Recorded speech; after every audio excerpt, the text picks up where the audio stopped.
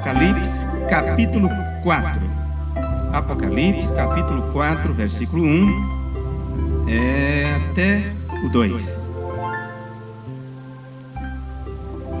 Depois destas coisas, olhei, e eis que estava uma porta aberta no céu.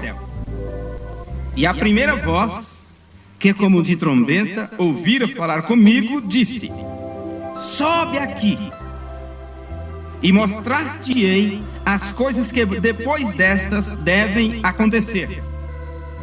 E logo fui arrebatado em espírito, e eis que um trono estava posto no céu, e um assentado sobre o trono.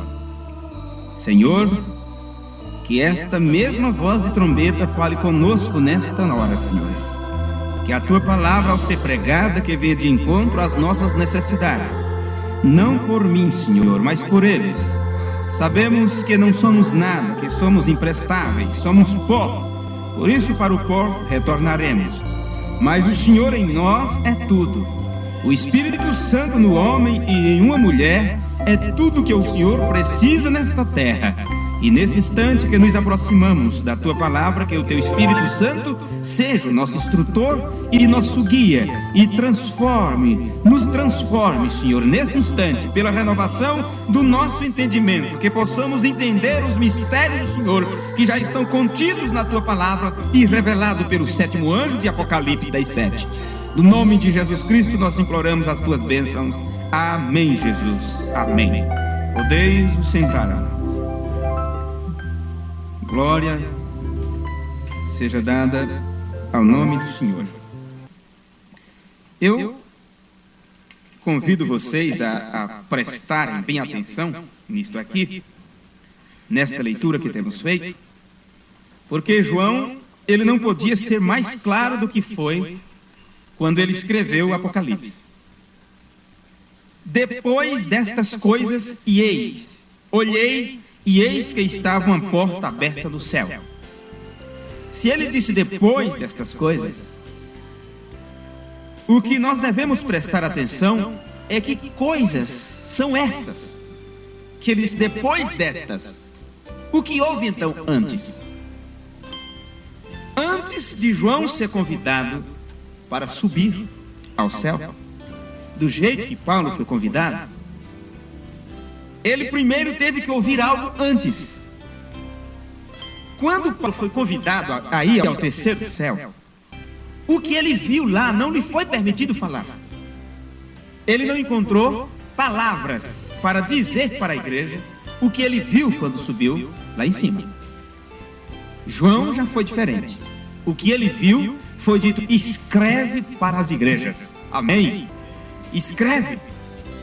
E veja, depois destas coisas, depois de quê? Depois que ele viu a grande voz de trombeta falando com ele por trás dos 7 castiçais de ouro, Apocalipse capítulo 1, depois da ordem, isso tudo ele estava vendo da terra. Veja bem as etapas deste ministério apocalíptico.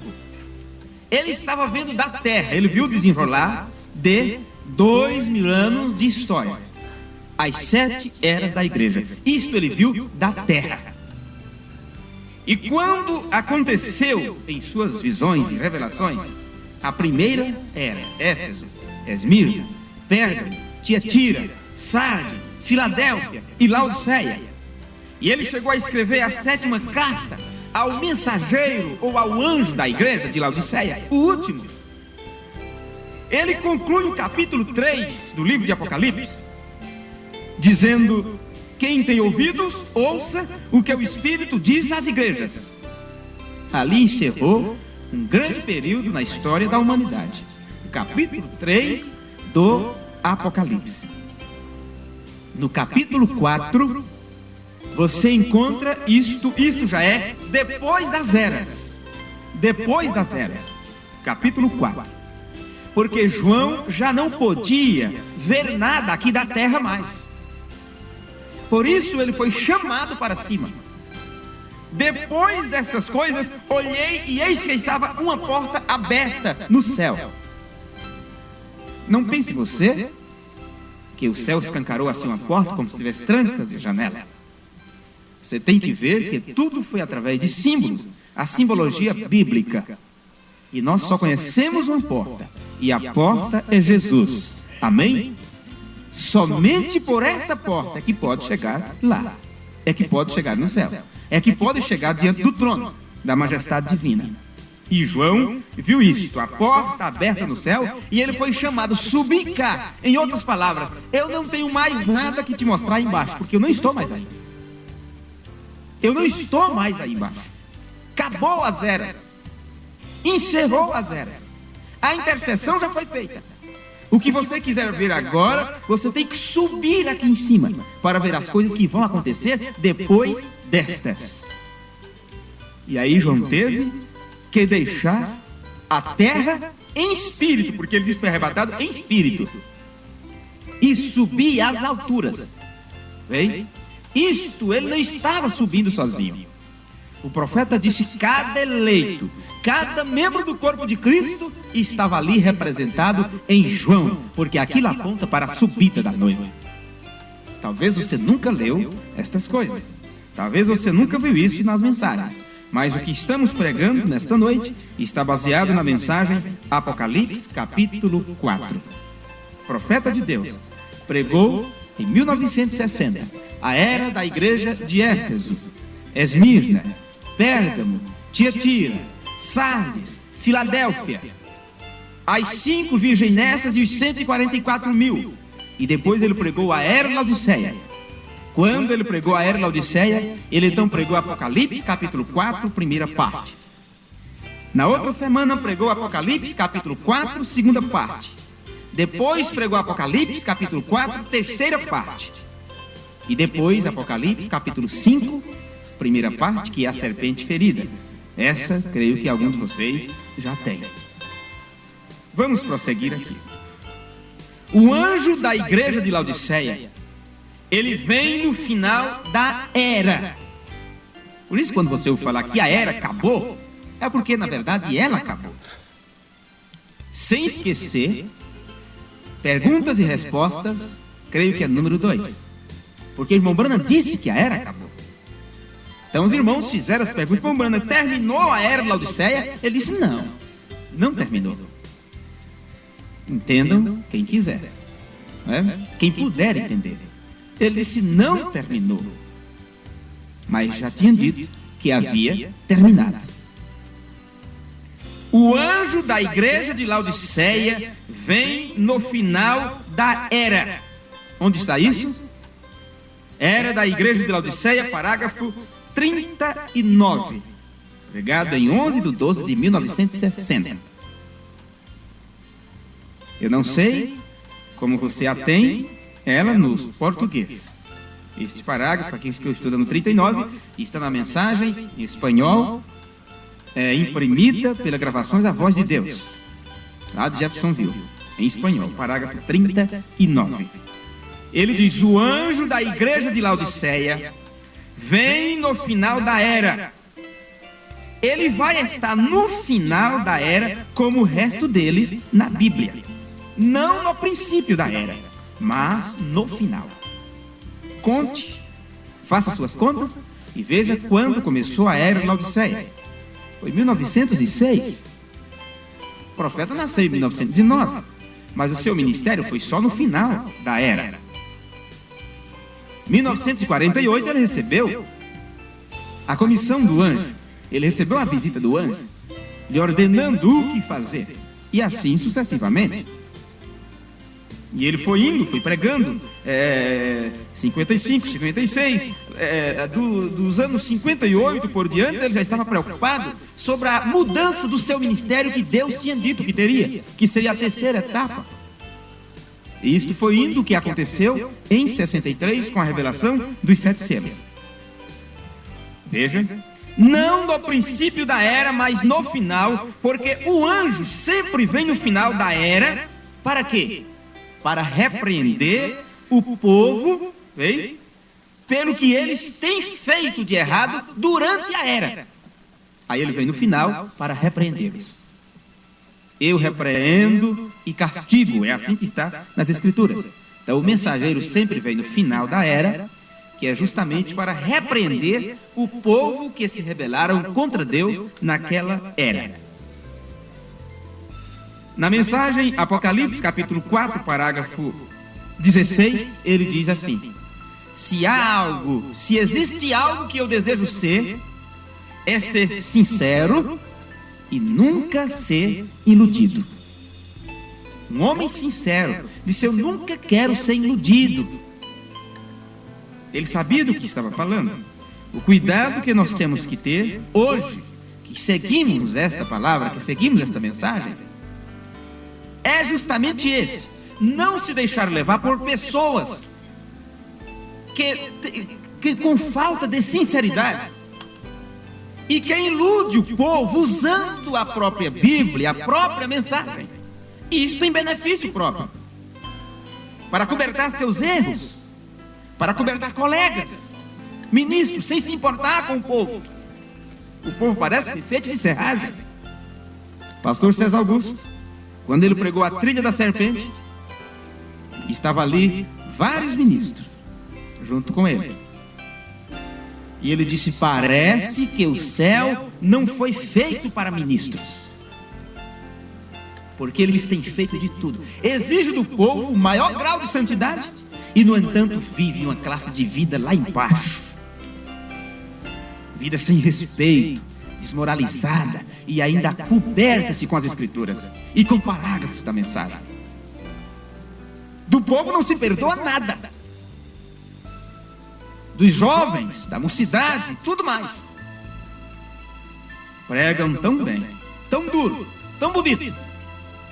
Quando se tira a cortina, por trás do véu não está coisas sagradas, não está a arca do testemunho, não está a cajado de Arão que tem florescido.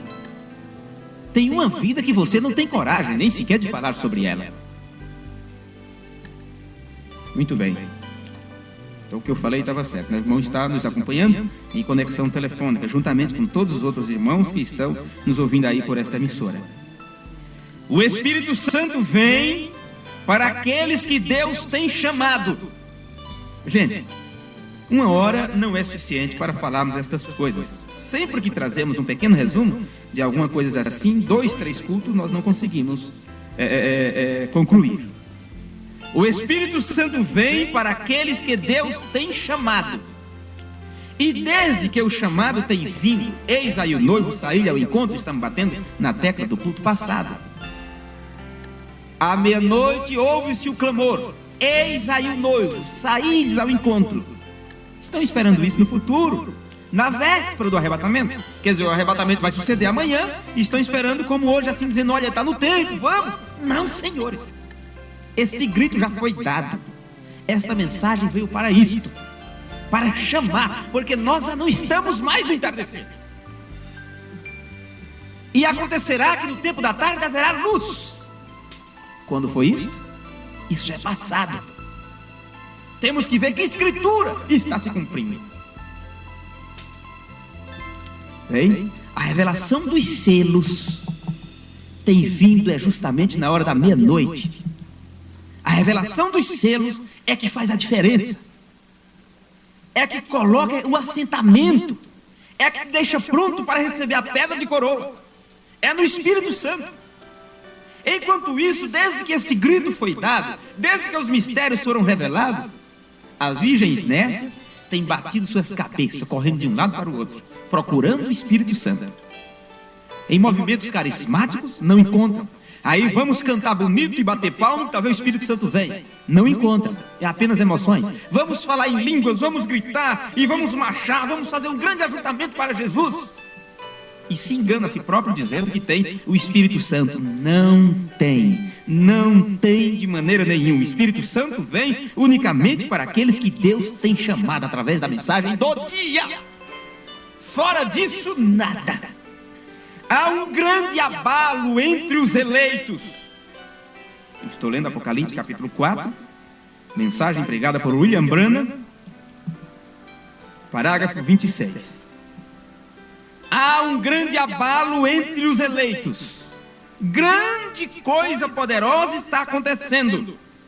Mas o mundo nada sabe a respeito disso. Vocês sabem o que é isso? Isso aqui são trovões, viu? São os trovões revelados. Há um grande acontecimento no meio dos eleitos, um grande abalo no mundo. Mas o mundo não vai ver isto, é apenas entre os eleitos. Por quê? O anjo diz para ele que a terceira etapa do ministério não haveria explicação, nem tampouco imitação. Revelação é algo direto do coração de Deus para o coração do eleito, para o coração do seu filho. E do mesmo modo é o evangelho hoje, grande.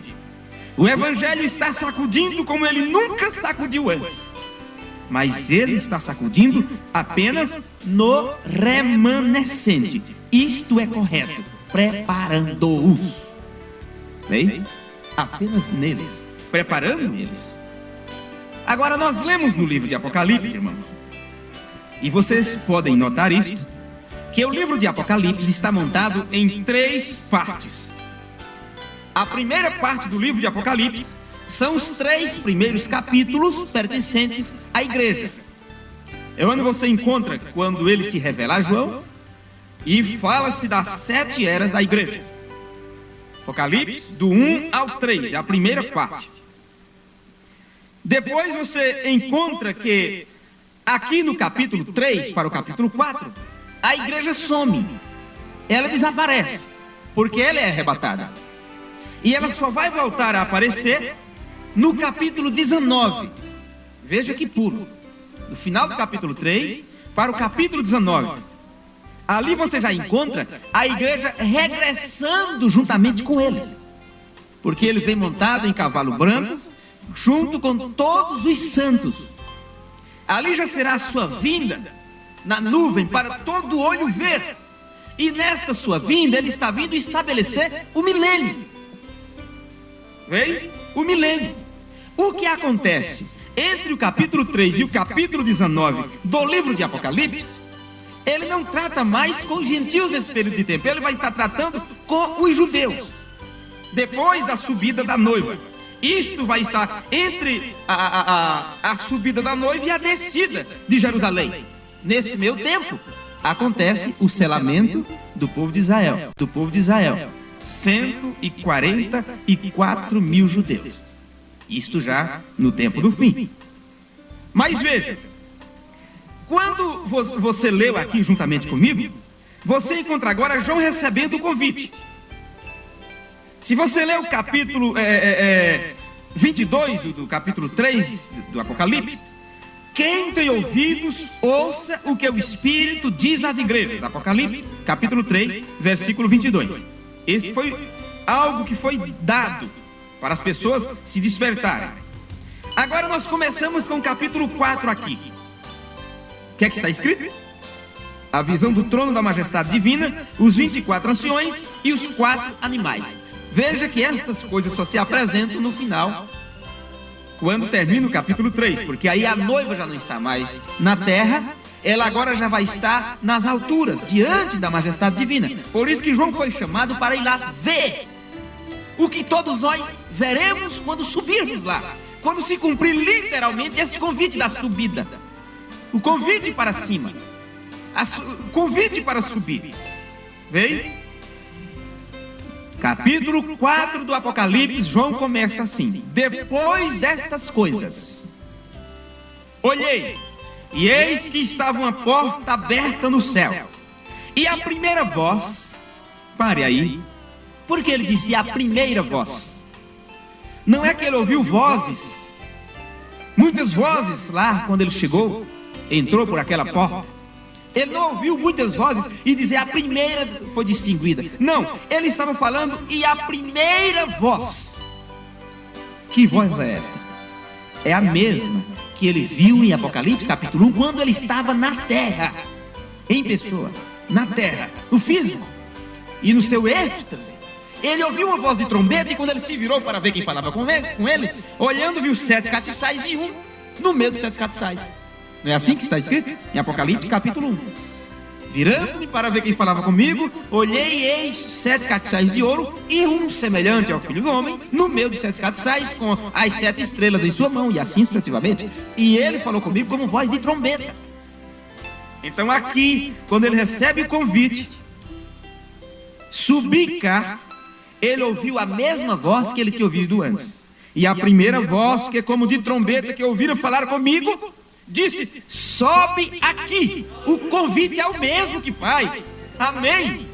O convite para a subida é o mesmo, é o próprio Senhor Jesus Cristo. Somente Ele que tem a voz de subida, Ele é quem faz o convite de dizer: venha, suba. A primeira voz como de trombeta que ouviram falar comigo disse: sobe aqui, e mostrar-te-ei as coisas que depois destas, que as 7 eras da igreja, que está se concluindo, devem acontecer. Se é depois dessas que deve acontecer, se esta subida de João foi depois das eras, gente, as escrituras que está se cumprindo em nossos dias é as últimas profecias, é as últimas coisas. Porque esta subida de João para ver as coisas de cima culmina tudo o que acontece depois do arrebatamento. E a noiva não poderia ser arrebatada sem ter a revelação dos 7 selos, sem o livro selado ser aberto. Os 24 anciões e os animais se prostraram, tiraram suas coroas, se prostraram diante daquele que estava no trono, dizendo: glória, majestade e honra para o Cordeiro. Ele então podia dizer: eu sou digno agora de abrir o livro, porque todos que estavam escritos no livro eu redimi com meu próprio sangue. Vocês sabem o que são isso? São simples palavras, mas isto é os 7 trovões sendo mostrado para a igreja. O último eleito talvez nunca nem ouviu a palavra ainda. Quem sabe está para nascer. Quem sabe está se convertendo esses dias, está ouvindo a programação agora, mas já foi redimido. Agora falta o último eleito reconhecer que pertence ao corpo de Cristo para poder se dar o arrebatamento. Depois dessas coisas, olhei e eis que estava uma porta aberta no céu. E a primeira voz disse: vem. Agora eu posso te mostrar isto. Depois destas coisas, quando foi que isso aconteceu? Esse mesmo que convidou João para subir, ele podia mostrar tudo aquilo. João viu, João pôde contemplar. João pôde contemplar os selos sendo abertos de antemão ali. Só que não foi dado a conhecer. Agora eu te pergunto uma coisa: o que é a revelação dos selos? O que é a voz dos 7 trovões? Que as pessoas têm se batido tanto e que têm se tentado explicar durante tantos anos o que é isso. Não era tempo do povo entender. Mesmo você lendo. É o que lemos nos dias passados. A revelação é como um livro selado. Alguém não sabe ler, você dá o livro, ele diz: eu não posso ler porque não sei. E quem sabe ler diz: eu não consigo porque eu não entendo o que está aqui. Está tudo lá. Está nas mensagens, está nas escrituras. Mas o que é preciso? Precisa-se de ministérios para entregar aquilo ao povo. Filipe estava ali, lendo o rolo do profeta Isaías no maior avivamento pentecostal. Filipe, não, o eunuco, estava lendo. Bem, agora, não adiantava nada. Não adianta brigas de versículo para aí para cá. Não adianta troca de parágrafos para aí para cá, combatendo e se combatendo aquilo. Precisa do ministério do Espírito Santo para mostrar isso ao povo. Foi o que aconteceu com Filipe. O eunuco vinha lendo, estava lendo. O que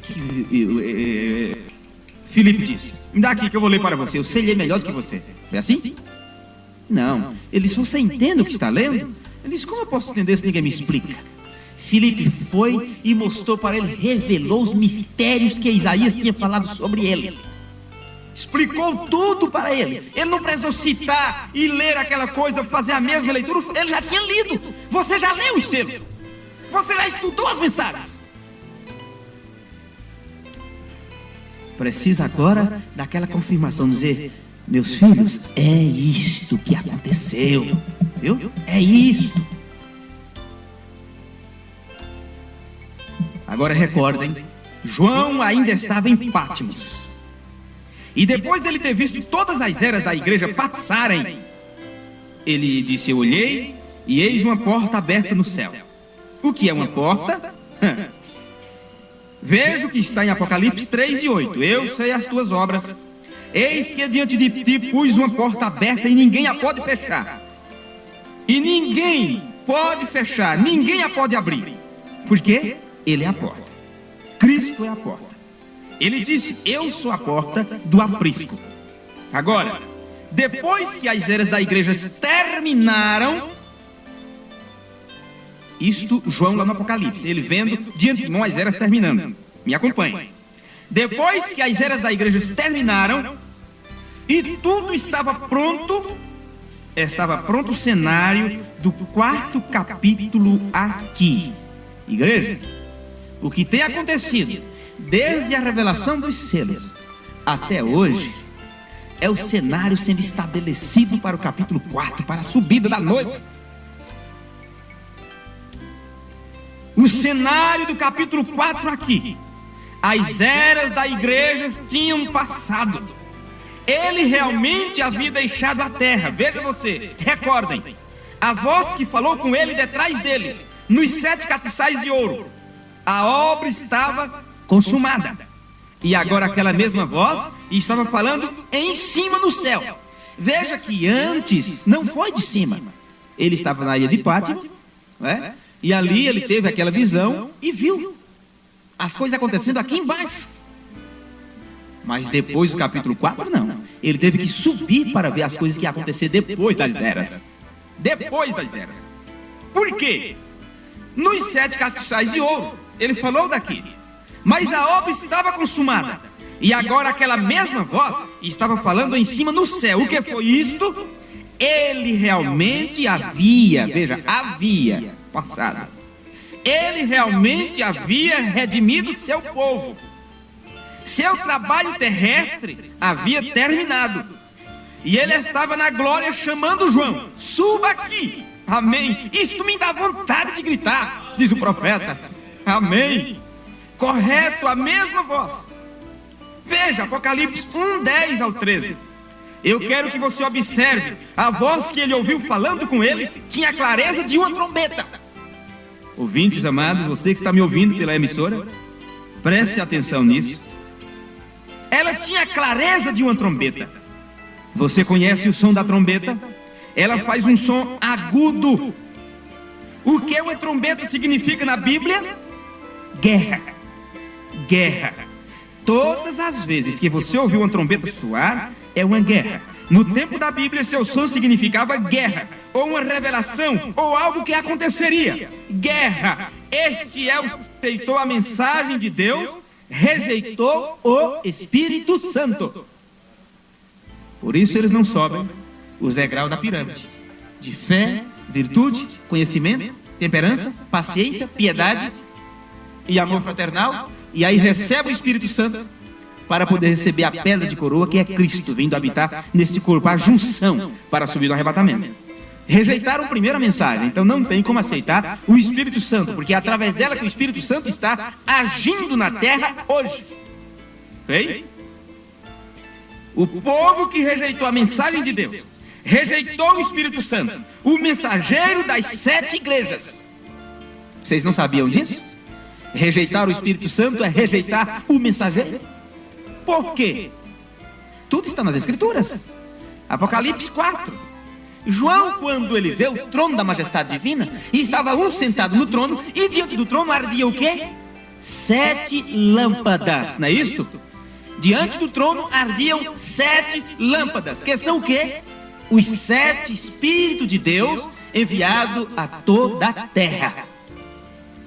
De uma maneira sétupla, o Espírito Santo agiu através das 7 eras da igreja, dos 7 mensageiros.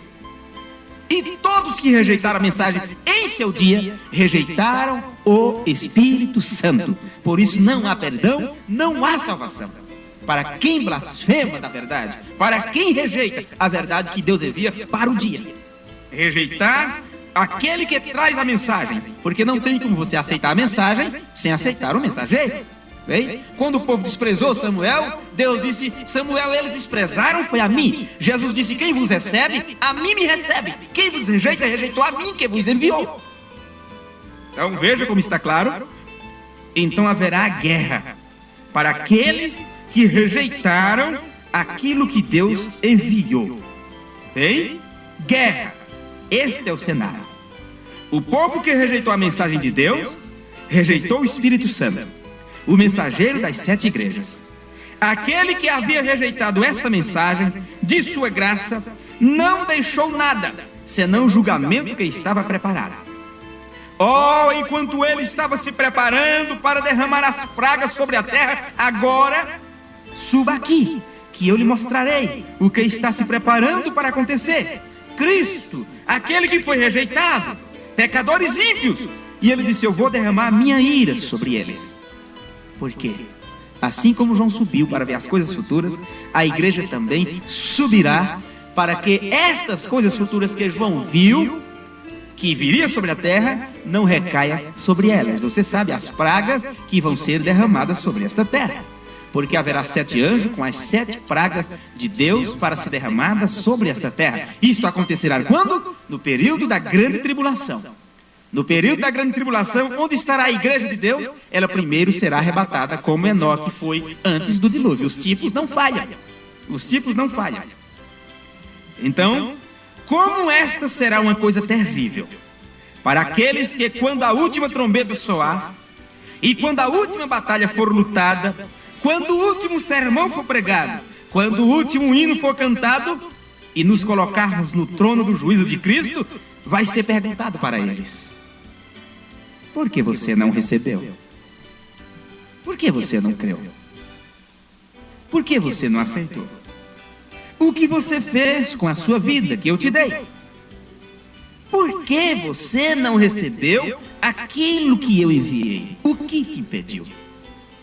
Deus dá ao homem o quê? Livre arbítrio. A pessoa teve o privilégio de ter isso. Os animais, ora, nós temos isto, livre arbítrio, de aceitar ou rejeitar as coisas.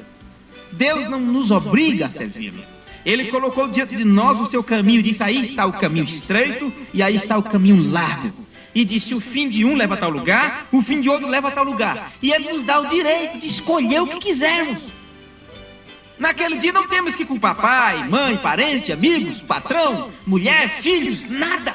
Porque Ele já disse que não deixar pai, mãe, filhos, parentes, amigos, casas, tudo por amor de mim, não é digno de mim. Bem, Ele deixa o livre-arbítrio. Aí aqueles que o aceitaram, tudo bem. Mas para aqueles que rejeitaram, o que é rejeitar? A Cristo. Rejeitar a Cristo em seus dias era não aceitar Ele como Messias. Rejeitar Cristo nos dias de Paulo era não ouvir a pregação de Paulo. Rejeitar a Cristo nos nossos dias é não aceitar a mensagem que Deus enviou para os nossos dias. Estas coisas não mudam. Rejeitar a Deus nos dias de Noé e receber o castigo era não ouvir a mensagem de Noé. Rejeitar a Deus e receber o fogo atômico nos dias de Sodoma foi não aceitar a mensagem dos anjos. Os 2 anjos que foram a Sodoma. Nos nossos dias é diferente? Não, senhores. Não poderia ser diferente. Então, lhe será perguntado diante do trono do juízo de Cristo: por que você não recebeu? O que você fez com a vida que eu te dei? Lhe pedirão para você dar motivos. E você dirá o quê? Veja, Cristo havia deixado a terra então. Ele havia subido à glória. A era da igreja havia terminado. Se liguem nisso. Cristo havia deixado a terra então. Quando isso aconteceu? Cristo deixou a terra quando Ele subiu ao céu? Há 2000 anos atrás? Não. Ele disse: eu vou e venho para vós. Voltou no dia de Pentecostes. Foi isso ou não foi? No dia de Pentecostes Ele voltou na forma de Espírito Santo para viver na sua igreja. Em Apocalipse capítulo 1, Ele estava na terra, no meio dos 7 castiçais de ouro. Mas agora no capítulo 4, não. Ele disse: João, quer falar comigo? Quer ver mais alguma coisa? Suba que eu estou em cima agora. Porque ele tinha deixado a terra. Porque terminando-se a era de Laodiceia, esta última da pirâmide, o Espírito Santo também deixa a terra. Por isso não haverá salvação, não haverá arrependimento de pecados, não haverá nada disso. O Espírito Santo sobe com a noiva, porque é nela que Ele está hoje. que é nela que ele está hoje. Por isso que ela pode falar no lugar do marido. Ela pode falar, o marido está ausente, a mulher assume a casa. Você é o chefe da sua casa, é o chefe da família. E quando você viaja, quem é? É a sua consorte. Porque esse sempre foi o plano de Deus. Antes da queda, a mulher não era mais baixa do que o homem, menor que o homem. Não, ela estava do seu lado como adjuntora, como ajudadora. Esse era o plano de Deus. Bem, só depois da queda foi que disse: o teu desejo será para o teu marido e ele te dominará. Mas antes disso não havia esse domínio. Os dois tinham a mesma palavra. E a prova disso é que o profeta disse: a igreja tem a mesma voz dele. Apocalipse capítulo 22. O esposo, o espírito e a noiva dizem: vem. O espírito e a igreja têm a mesma voz. Ela tem a palavra falada, porque ele está vivendo através dela. Isto é os selos revelados. Isto é a revelação dos 7 selos. Bem, mas aí ele deixa a terra. Não está mais na terra, porque acabou as eras. A igreja subiu, e o que resta na terra? Cristo havia deixado a terra na forma do Espírito Santo e havia retornado para aquele corpo novamente. Veja agora. Hoje o corpo está aqui, enquanto a igreja estiver na terra. O corpo está aqui como um memorial, como um sacrifício. Vocês estão entendendo? Onde está o sacrifício? Onde está o sacrifício pelos pecados? Eu creio que os selos foram revelados totalmente. Veja isso nas mensagens. O Desvelar de Deus, 1964. E tantas delas. O profeta disse, perguntaram para ele: os 7 trovões trarão uma mensagem diferente? Ele disse: não, os 7 selos mostraram o que era aquilo. Os trovões são as revelações contidas nos 7 selos. Porque quando ele chama João na visão para ver o trono não é mais trono de misericórdia. Não, é trono de juízo, porque sai do trono trovões, relâmpagos e vozes. O profeta disse: as vozes são a voz de todos os filhos de Deus que muitas vezes, sem nenhuma palavra, condenaram este mundo de pecado. E a sua voz estará lá para julgar também este mundo. Julgar, condenar aqueles que não aceitaram a verdade que você abraçou.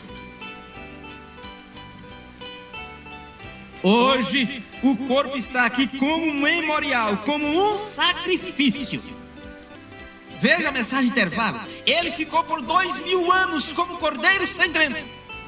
Mas agora ele sai do trono para abrir o livro, desatar seus selos, dar seus mistérios ao 7º anjo e com o livro aberto reclamar a sua possessão.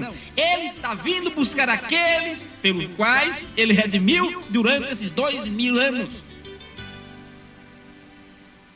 E agora, o corpo, a igreja, está aqui na terra ainda, como memorial, como um sacrifício. Por isso que é nos ensinado na Bíblia a nos apresentarmos os nossos corpos como sacrifício vivo diante de Deus. O cordeiro sangrento está na igreja, está na noiva. Entraremos nisso através do desenrolar do capítulo aqui. Mas o Espírito de Cristo volta para viver na igreja, para viver em nós. Amém? Fechando o que eu falei aqui. Estou lendo parágrafos em seguida, salteados assim, só onde mostra as partes principais. Agora, logo que ele mostrou o fim da era de sua obra aqui, ele subiu ao céu. E ele disse: lhe mostrarei como será depois disso, depois das eras da igreja. Ele disse: João, eu não posso falar com você lá embaixo, porque eu saí de lá. Que coisa. O Bruno falou isso tão aberto. Por que as pessoas não entenderam isso? João, eu não posso falar com você aí embaixo, porque eu já saí de lá. Você quer falar comigo? Eu estou mais alto agora, suba até aqui. Amém. Por que ele não podia falar com João aqui embaixo? Por que tinha que subir lá? Porque ele estava fora das eras. Aquilo que pregamos outro dia, Apocalipse 3, versículo 20, creio. Ele está fora das eras. Eis que estou à porta e bato. Porque ele está do lado de fora. Esta mensagem está chamando aqueles que ainda insistem em permanecer em Laodiceia. O próprio profeta saiu de Laodiceia com uma mensagem, tirando o povo fora da era de Laodiceia, para colocá-las no topo da pirâmide, depois das eras. É chamado o tempo da pedra angular. É aqui onde a pedra angular desce. E muitos irmãos insistem em ficar em Laodiceia. Na era de Laodiceia, eles têm amor fraternal. Sim, eles amam os irmãos, são amorosos, mas não pode receber o amor divino, porque em Laodiceia eles ainda continuarão com brigas, com disputas. O espírito nicolaíta ainda estará dominando, querendo liderar, querendo liderança, e outros se sentirão bem sendo liderados, porque não precisa fazer nada, é muito cômodo estar quieto e os outros brigando, batalhando, fazendo alguma coisa. Em cima não, em cima é Espírito Santo. É Ele que manda, é Ele que domina, é Ele que orienta. Veja, observe João sendo tomado logo após a era da igreja. Era um tipo da igreja raptada. Imediatamente depois que a era da igreja terminar, esta era da igreja de Laodiceia, então vem o rapto. A igreja sobe como João subiu, para a presença de Deus. Isto simplesmente envolve minha alma. Isto que as pessoas não conseguem entender. As eras terminaram para o eleito depois dos selos, mas como tempo, em contagem de tempo, ela encerra com o arrebatamento. Só que a igreja não pode permanecer nela, no espírito da era. Não, ela sai antes, já fica em cima. Por isso que quando aconteceu o arrebatamento, presta atenção nisso, quando aconteceu o arrebatamento, aqueles que estiverem na era de Laodiceia não vão perceber, porque a sua vida está escondida com Cristo. Você está fora da era, você está em uma dimensão espiritual. Foi o que o profeta disse: quem está no Espírito Santo já está na eternidade. Foi o que foi pregado na saudação do pastor José Granja, nesse encontro. Ele falou a respeito de Eva e Adão. Quando saíram do jardim do Éden, eles estavam saindo ali da eternidade e entrando no tempo. Pecaram, lágrimas saíram dos seus olhos, foram expulsos do jardim. E aí Adão olhou para Eva, Eva olhou para Adão, e as lágrimas desceram de suas faces. Eles agora teriam que trabalhar, eles agora teriam que lutar contra a velhice, contra cabelos brancos, ficando careca, todas essas coisas, enfermidades, espinhos, cardos, abrolhos. Nada disso tinha antes, viu? Nada disso tinha antes da queda. Depois da queda, foram expulsos do jardim e o tempo começou a ser contado de lá para cá, porque eles saíram, eles perderam o direito à eternidade. Saíram da eternidade e entraram no tempo. Quando eu ouvi isso, eu disse: Deus, eu nunca tinha lido essas palavras exatamente na mensagem, porque essa mensagem que ele está falando sobre ela eu não li ainda, mas eu já sei disso. O Espírito Santo já tem mostrado isso para nós, então eu vou concluir esse pensamento. Na parte da minha saudação, eu concluí esse mesmo assunto, citando o pastor fulano. Ele citou tal coisa, disse: agora acontece o inverso. Esta mensagem tem vindo preparando o povo na estatura do varão perfeito, e aconteceu lá no jardim assim: pecaram, saíram da eternidade e entraram no tempo. Agora você sai da contagem de tempo e entra para a eternidade. O profeta diz: quem está no Espírito Santo está na eternidade, porque está selado para o dia da redenção. E como você está fora da era, no Espírito Santo, quem está em Laodiceia, os crentes laodiceanos, não verão o arrebatamento. Porque, para começar, você não está no meio deles, eles não podem ver. Aí o profeta disse: acontecerá o arrebatamento, e as igrejas continuarão pregando que o arrebatamento vai vir. Viu? Muitos estarão lendo as mensagens, dizendo: o acontecimento vai se dar, e as coisas já terão acontecido e não perceberam. Temos alguns minutos ainda? Temos alguns minutos na gravação ainda, Mantão? Bem, então vamos aqui, vamos concluir esse pensamento. Observe João sendo tomado. Bem, observe o que ele viu. Isto simplesmente envolve minha alma. Observe o trono. Ele se assentou no trono. Ele se assentou no trono. Que trono? Apocalipse, capítulo 4, João, quando subiu, disse: eu vi um trono e um sentado no trono. Este já não é mais o trono da intercessão. Ele não intercede mais depois das eras. Ele intercedeu antes das eras, durante as eras. Ele estava lá como cordeiro sangrento. Mas agora o cenário estava pronto. Para quê? Para João ver o trono da majestade divina ali, ver os 24 anciões, ver os animais, ver as cores ao redor do trono, que tudo aquilo tem um significado, que estudaremos isso com a ajuda de Deus futuramente.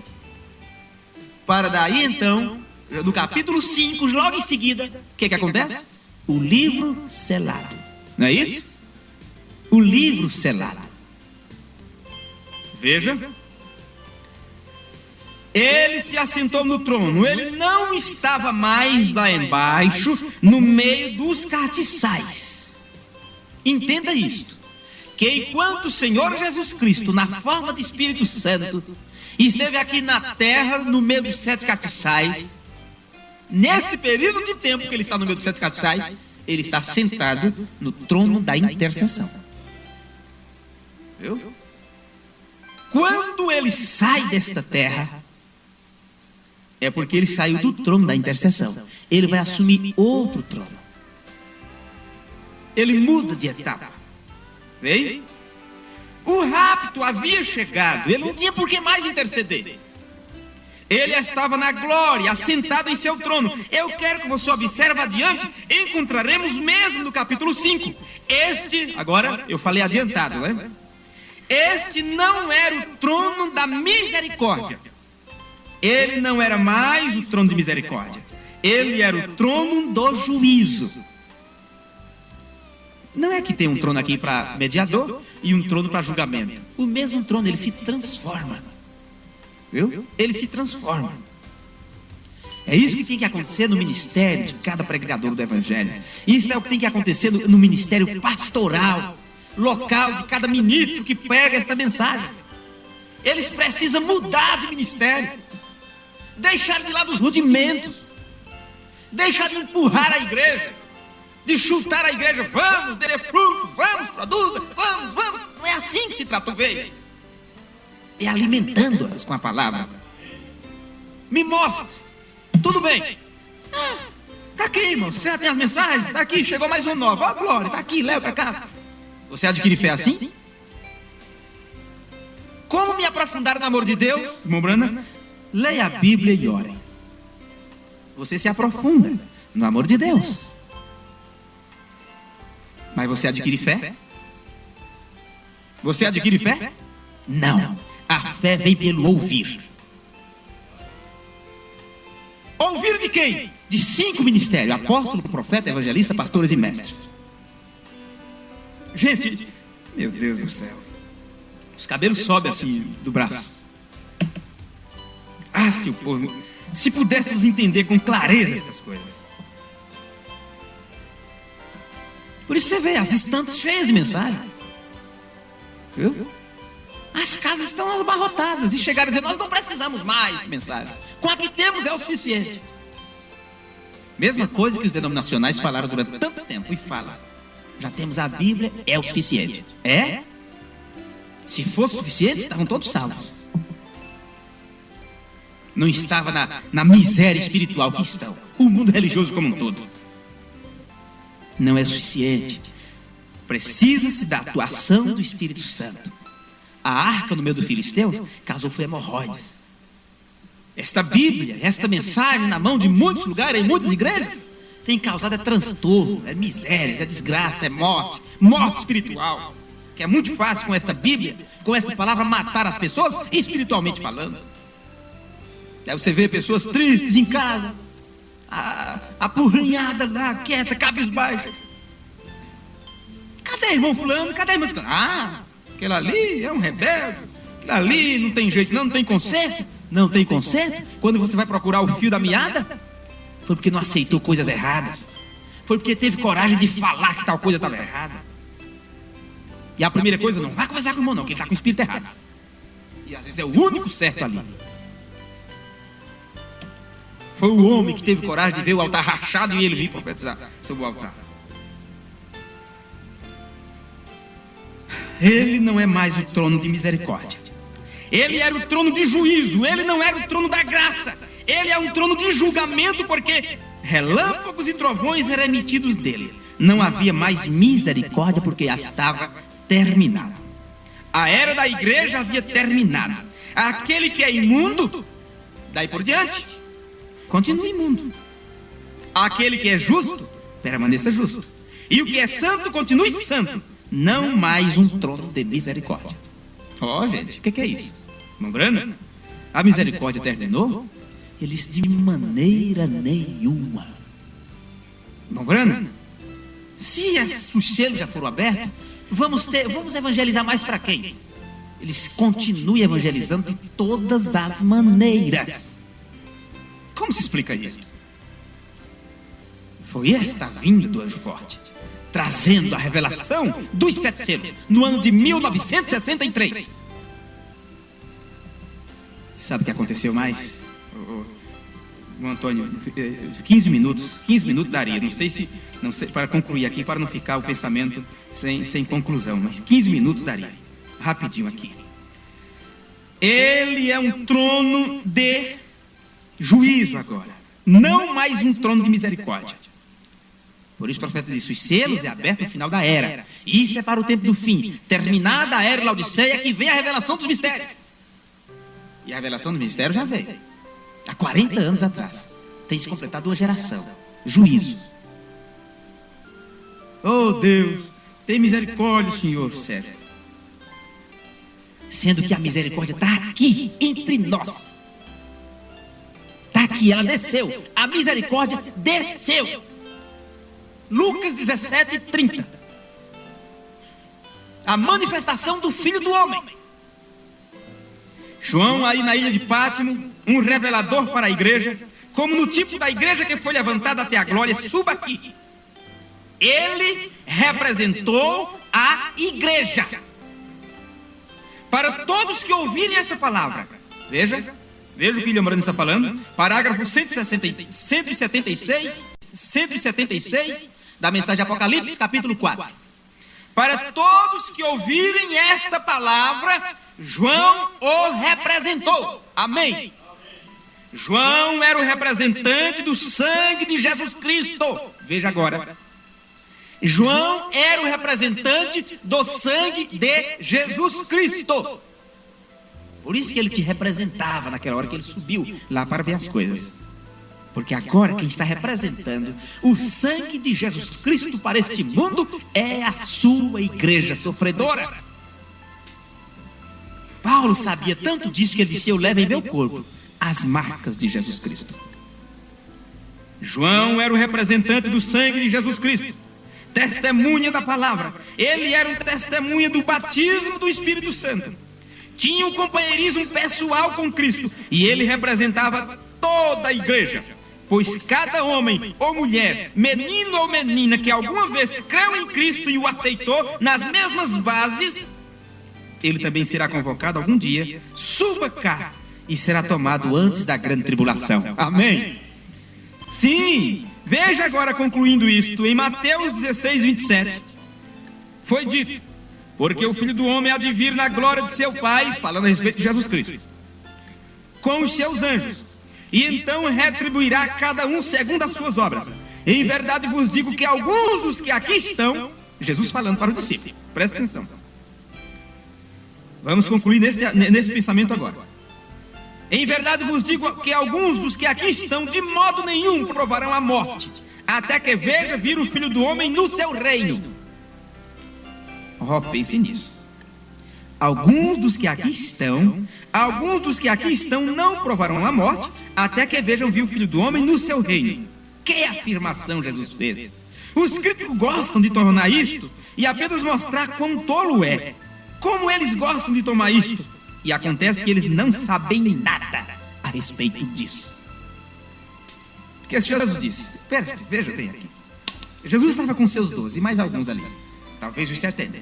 E ele disse: alguns dos que estão aqui, não era um só não, alguns, então era mais de um. Alguns dos que estão aqui não provarão a morte até que veja o Filho do Homem vindo no seu poder, no seu reino, quer dizer, a sua vinda, a manifestação, a sua glória. Até hoje, os críticos pegam aquilo e dizem: veja as contradições da Bíblia. Morreram todos. Como é que eles viram? O profeta disse: eles não sabem nada. Por isso, as afirmações que fazemos desta mensagem do cumprimento em nossos dias, e muitos que se dizem que creem nessa mensagem dizem: mas não é possível, isso é loucura. Claro, eles nunca vão entender isso. A revelação não é para todos. Agora recordem, ele falou alguns. Aquilo era mais do que um, não era? Alguns seriam muitos, mais do que um. Mas agora vejam, todos os seus discípulos estavam ali de pé, e ele estava perguntando a cada um deles: o que você acha a respeito disso? E o que você acha a respeito daquilo? E ele disse: alguns de vocês que estão aqui não provarão a morte até que vejam o Filho do Homem vindo em seu reino. Oh, que coisa, que afirmação! Pense, há 2000 anos atrás isto foi declarado. Agora, se vocês desejam abrir o capítulo 17 de Mateus, aqui está próximo, veja, em Mateus capítulo 17, quando ele tomou alguns dias depois daquilo. Eu vou pegar nas escrituras, já que vocês estão acompanhando também, para não citar as escrituras erradamente, né? Deixa-me ver, São Mateus, a cura de um lunático, deixa-me ver aqui, é isso mesmo.